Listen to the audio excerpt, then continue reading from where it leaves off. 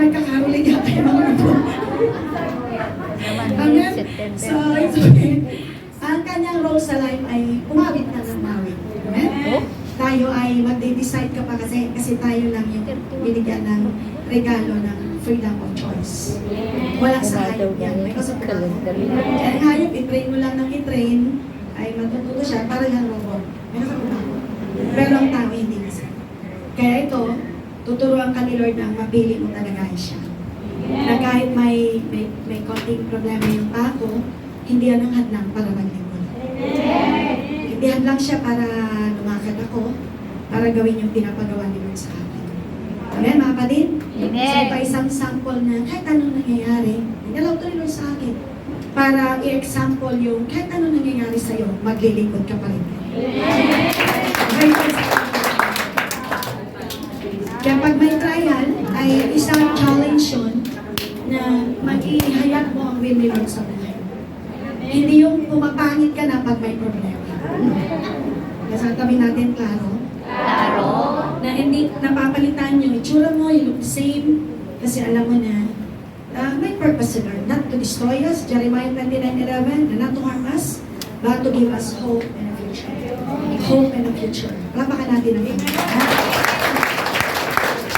So, tayo ngayon ay produkto tayo ng mga believers in the past na ang persecution nila ay sinusunog silang buhay. Talagang pinapakain sila sa mga leon dahil sila sa pagsunod kay Kristo. Kaya bago nakarating sa atin ang gospel, dumaan yan. Ang mga naglingkod kay Lord noon, buhay nila yung itinayan. Kaya pag inaalala ko yan, mga kapatid, sino ako na wag kong ituloy para merong uling tumanggap ng buhay na wala hanggan. Sabi natin, tuloy-tuloy lang. Tuloy-tuloy lang. Magkatuligin, wala naman dito pinapakain sa lang. Kayo nga kumakain ng liyo. Wala dito mga kapatid na sinusulog na buhay. Amen? Amen. Minsan, kaya ka lang nagtatrial, kagagawan mo rin. Pero yung dinaanan ng mga forerunners, yung mga kapatid, nagbata ng hirap para makarating sa atin yung gospel, buhay nila yung pinihan. Kapag nag-look back ako doon, sino ako? Wala naman akong ganong trial sa buhay para may spread ang gospel. Sa katabi natin, kapatid. Ang capacity natin, yun lang ay bibigay nila. Sabihin sa mga modern believer ngayon sa kagaya ganito, ito ang capacity natin. Yung capacity natin, yung mga init, pag mainit, ayaw na magsimba minsan. Pag malakas ang ulaw, natutunaw kasama ng tubig. Yan ang mga i-overcome mo na trial. Tama? Ang mga trial natin, yung mga sama ng loob sa pamilya, dahil ginawa na mo na mabuti, masama ka pa rin. Yung mga ganong trial nyo ngayon. Amen. Yung mga trial ngayon, yung mga ganda-ganda mo na nga, pinalitan ka pa rin. Mga ganun mga trial sa ating generation. Wala ka nang ginawa, kundi magpaganda, pinalitan ka pa rin. Nakausap. Yan ang mga trial sa ating generation. Amen? Yan ang trial yan. Pero maraming iba hindi nakakita. Kaya tulong-tulong tayo ng lahat ay magtagumpay sa gera na ito. Anyway, the battle belongs to the Lord. Amen! Ang signify sa inyo, the battle belongs to the Lord. Amen! Kantayin nyo nga yung chorus nun, kung alam nyo ba? Hindi yan. Yun yung code.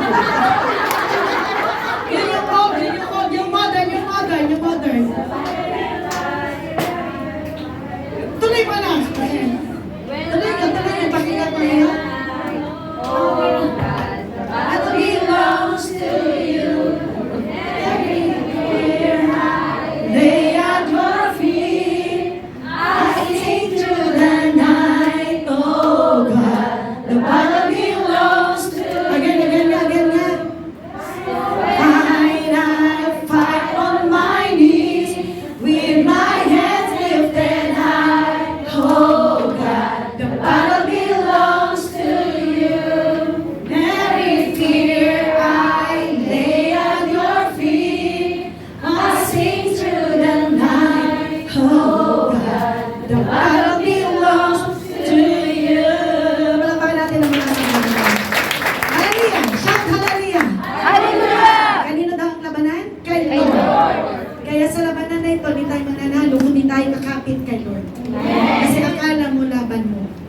Matatapos ka pag akala mo iyo, kay Lord ang battle. Amen! Lapakan natin ang malakas sa Panginoon.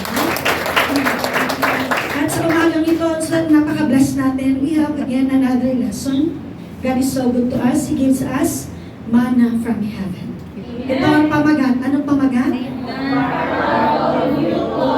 new wineskins. Let us pray. Our Father in heaven, thank you very much for your message. Thank you very much, Lord, for your powerful word. We commit to you everything. We welcome all your blessings and all the revelations from heaven. And we welcome the power of the Holy Spirit to continuously stir up and continuously empower your people to just continuously, Lord God, be excited and receive your blessings. Father, we thank you and thank you very much for your mighty move and mighty presence is in this place and in this very moment. Thank you, O God, for everything that you will do to us. In Jesus' mighty name we pray. Amen! Palapang natin yung mga kasalanan. The parable of new clothes and new wineskins. Ang talingaga ng bagong tela at ng bagong balon ng alak. Palagi nyo itong nababasa, maiksi-maiksi ang passage na to sa scripture. Matatagpuan yan sa Matthew, Mark, Luke. At ito mga kapatid ay talagang dalawang parable sa isang storya. At nire-refer ni Lord dito, very powerful na parable siya ni Lord. At ang parable na ito, new clothes, mga kapatid, and new wineskins, ay mga kapatid, i-reveal ang profound na katotohanan about the nature of the kingdom of God and the transformative work of Jesus in our lives. Amen? Sa mundo natin na often we cling to the old and familiar, Jesus calls us to embrace the newness that He brings.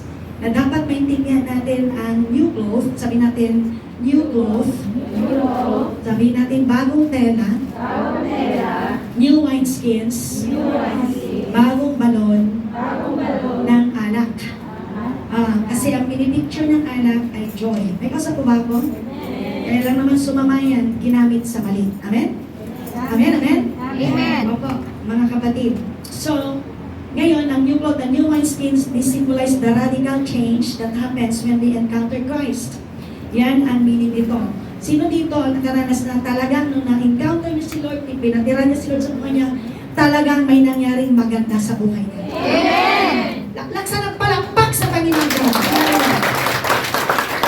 So, as we study on this parable, we have to open our hearts to the lessons God wants to teach us about renewal. Sabi natin renewal. Renewal. Kasi yun ang point 1, mga kapatid. Ang point 1 call for renewal. Ang point number 2, the necessity of change. Sige lang, papaspasan ko. Anyway, we have to go back. And the freedom found in Christ. Amen? So, let's go now to the text that the topic ay basahin natin. Matthew 9:16 to 17. All together, please. Can we read now? No one sews a patch of unshrunk clothes on an old garment, or the patch will pull away from the garment, making the tear worse. Neither do people pour new wine into old wineskins. If they do, okay, wala na pala, sorry. If they do, the skins will burst, okay? The wine will run out and the wineskins will be ruined. No, they pour new wine into new wineskins and both are preserved. Let's continue. Okay, ayun sa ending na siya. So, no one's, ulitin nga natin ang pati, one more time please, no one? No one sews a patch of unshrunk clothes on an old garment, for the patch will pull away from the garment, making the tear worse. Neither do people pour new wine into old wineskins. If they do, the skins will burst, the wine will run out, and the wineskins will be ruined. No, they pour new wine into new wineskins, and both are preserved. Blessed be the reading of God's Word. When I look back in context on this parable, on Matthew 9, if you have your Bible with you can join with me and discover it for yourself. How and why the Lord said these words. In Matthew 9, verses 16 to 17, I will not go directly to the passage of verse 16. I will go backwards a bit. It says here, mga kapatid, in Matthew 9:16 to 17, but I'll go back to 14. Are you with me? Amen. Then John's disciples came and asked him, Jesus, How is it that we and the Pharisees, sabi ni na mga follower ni John the Baptist, Jesus, bakit na kami, na follower ni John, at itong mga Pharisee, teachers of the law, and mga religious people, fast often, palagi silang nagfa-fasting. But your disciples do not fast. Nagkasa po ba ako? So Jesus answered, how can the guests of the bridegroom mourn while he is with them? The time will come when the bridegroom will be taken from them. Then they will fast. So wala na si Lord, we fast. Amen. Babalik siya next time. Amen. And verse 16, this is it. Amen? Now in verse 16, idinugtong niya to. No one sews a patch of unshrunk cloth on an old garment, for the patch will pull away from the garment. Totoo nga naman, kung mayroong kang damit na medyo nasira, at sino dito ang nag-dressmaking at natutunan niya maglagay ng mga patches?